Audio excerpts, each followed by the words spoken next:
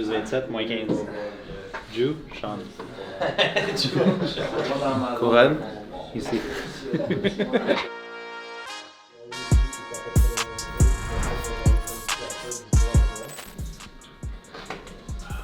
Parfait. Fait que la première portion de mon analyse, la première portion de mon entonnoir, il fait des critères, donc je peux poursuivre mon analyse au deuxième niveau. Le deuxième niveau, je vais tout le temps regarder son graphique. Le pre-market chart, est-ce qu'il est beau? Oui, le pre-market chart il est beau. Ça, c'est son gros. Quand tu le mets sur 1 minute ou sur 5 minutes. Son gros up, son gap up. Ouais, exactement. Son gap up il est beau. Sur le pre-market, il n'y a pas de red flag en tant que tel. Pour ce qui est du daily, est-ce que le daily il est beau? Hier, il y a eu une grosse chandelle. Est-ce qu'on prend la chandelle d'hier en considération? Non, c'est post-market, ça.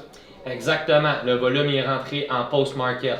Post-market, c'est à la fin de la journée, c'est hier, ouais. Ouais, à partir de 16h, c'est là qu'il a fait sa grande augmentation. C'est souvent ça qui arrive, c'est là que le volume il a commencé à rentrer aussi. Fait que le volume en post-market, on le considère pour le volume présent. On le met pas nécessairement hier, donc hier il n'y avait pas de volume. Fait que pour ce qui est de mes deux premières étapes, le top list, il fait les critères, le graphique, il fait les critères.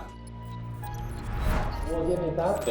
Je m'en vais sur Dilution Tracker. Dilution Tracker, FATN, on a un float de 0.9 millions. Outstanding shares de 13,9 millions. Bon, un float de 0.9 millions, moi j'y joue pas normalement.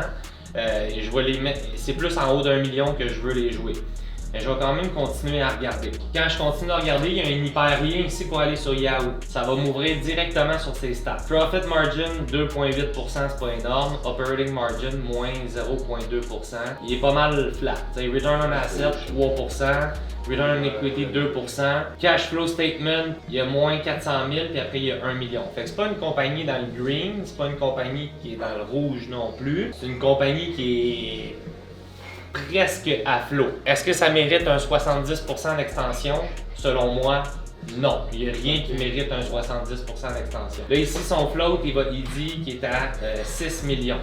Parfait. Fait qu'ambiguïté au niveau du float selon les deux premières plateformes. On peut triple check avec Finviz. C'est un hyperlien pour Finviz. Et ici, tu vois, il y a 8,8 millions.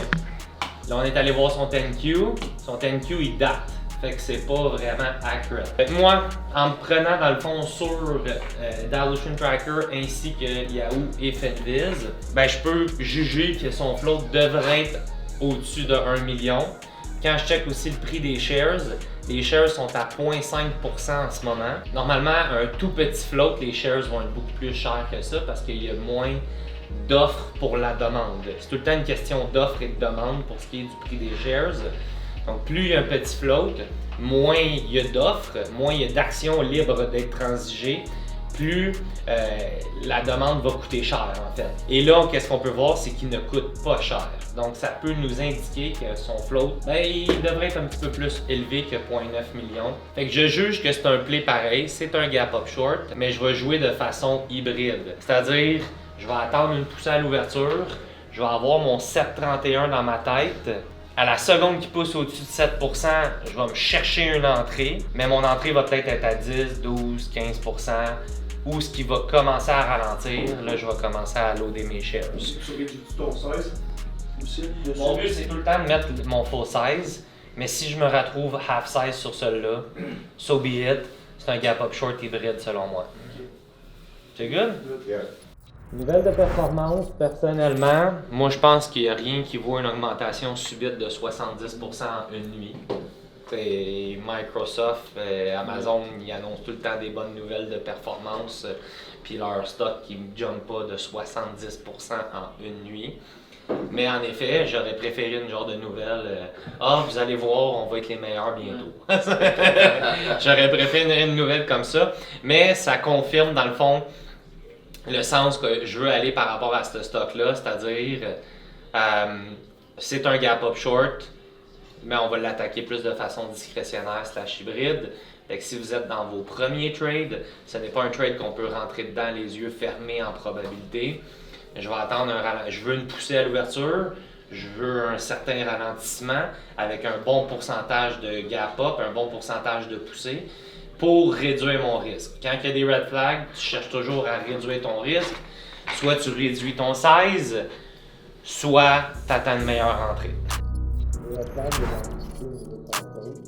Puis c'est une compagnie qui est pas dans le vert, mais elle est pas dans le rouge. Mais même si elle n'est pas dans le vert, elle n'est pas dans le rouge, ça ne vaut pas 70% d'augmentation. Puis aussi, même si sa nouvelle, il annonce quand même que la compagnie est en train d'augmenter. Mais tu sais, moi, une augmentation de 30% de son revenu, il est peut-être passé de moins 200 000 à moins 150 000. Là, c'est pas ça qui me dérange le plus. Ceux que c'est leur premier trade, position maximale de 100 $. Hein? Avec le bon sizing. Ton sizing, c'est 100 $. C'est un exemple parfait pour te pratiquer. Aussi, si ton premier trade, moi, je le laisserais aller. C'est pas commencer sur une bonne note, c'est-à-dire avec quelque chose qu'on a toutes les statistiques derrière pour qu'on ait 80% de chance de gagner. Là-dessus, est-ce qu'on a 80% de chance de gagner? Non. Est-ce qu'on a 70, 65, 60? Ouais. C'est juste les probabilités diminuent. C'est comme au poker, si tu commences avec une paire d'as, tu as peut-être 80% de chance de gagner la main, mais si tu commences avec une paire de 9, c'est quand même pas mauvais, mais tu n'as pas les mêmes probabilités de gagner ta main. Les bonnes habitudes, ça commence en craquant tout. Je veux juste savoir, avec Ticket, c'est toi qui m'as mis la petite note qui manquait de l'info là-dedans? Ouais. Ok, je vais continuer ça. Là. Ça Ouais, on va pouvoir checker ça j'ai ensemble. vu le matin que tu m'avais écrit, fait que j'ai dit, je vais aller voir. Ouais. J'ai checké dans le fond tous vos journaux de bord. Ça. Ce matin, j'ai mis du jaune où ce qui manque de l'information, j'ai mis du vert où ce que je trouve que c'était bien rempli. Toi, tu veux que je rajoute des affaires? Comme qu'est-ce que tu avais au début? Parce que ça, c'est lui qui est arrivé, qui me touche pas mes affaires, puis t'en souviens. C'est lui qui a tout mis les affaires, c'est ça qui m'a rempli. J'ai parti là-dessus. Mais... Ouais, mais c'est correct Ouais, ça. il est correct. Oh, ouais, c'est juste les endroits là, tu veux dire C'est- ce qui manque les red flags, les affaires là, que tu Ouais. rajoutes les photos de plus. Des photos, je veux la C'est- date, le taker, le pattern, tes red flags, le push à l'open, ton push d'entrée, Ouais. ton size, comme... Les DT, tu veux le chez mettre ça en même temps? non, Parce que moi, j'ai mis j'aimerais ça ça, un autre j'aimerais feuille. ça que tu t'ouvres... je vais te partir sur mon écran, là. Ouais. Je vais aller dans ta feuille, puis je vais te partir une feuille d'été. Ok, thanks. Moi, j'ai le 10Q, là, il est disponible là, sur FAT10. Puis j'ai calculé là, par rapport au nombre de shares de la compagnie, puis c'est 7 millions de float que ça donne. Puis sur Yahoo, c'est autour de ça. Puis mettons, à Finviz aussi. quand tu. Puis Comment même tu fais sur je le vais te dire. pour calculer ça? Mais tu regardes là, mettons, le 3 novembre, ça dit il y a 14 millions de shares de la compagnie qui sont issued and outstanding. Moi, j'y vois après ça avec le prix de la fermeture la veille, là, qui est plus le prix normal du stock. Tu le divises par ça, puis ça te donne ton flow. Parce que je chante tantôt, c'est quoi qu'il disait que c'était écrit sur le plan view qu'il y avait genre 16 millions. 96% des shares qui étaient détenus par la compagnie, je sais pas quoi. Puis 4%. Ouais, mais c'est sa date, c'est ça Le l'affaire. 2024. Mais qu'on sait qu'il l'a pas vu, Sean, si c'est à jour. Toi, c'est à jour ton affaire? Ah ouais, c'est genre novembre 2025. Tu le vois, c'est le plan view. Ben, tu es sur Dilution Tracker dans Filings. Filings, puis dans Ok, tu me l'as mis, je vais aller voir. Chronological, puis t'es les 10Q. Il y en a deux, il y en a un qui était en juin, puis il y en a un qui était en novembre. Ok, merci. celui de novembre. Je vais mettre ça, je vais tout de suite rentrer mes infos de hier là-dessus. Ça va partir sur ma nouvelle lancée.